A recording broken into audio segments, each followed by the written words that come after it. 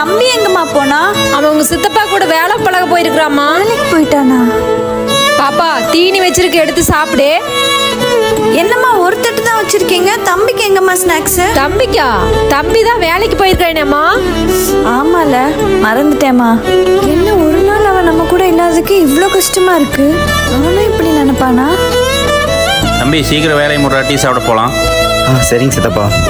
இங்கேருந்து அக்கா கூட ஜாலியாக இருப்பேன், இங்கே வந்து வேலை செஞ்சு கஷ்டப்படுற இல்லை. ஐயோ சித்தப்பா, நான் அங்கேருந்து அவ கூட சண்டை தான் போட்டு இருந்தேன். நான் இங்கேயே ஜாலியாக தான் இருக்கேன். அவனாச்சும் நம்மளை பற்றி நினைக்கிறதாச்சும்.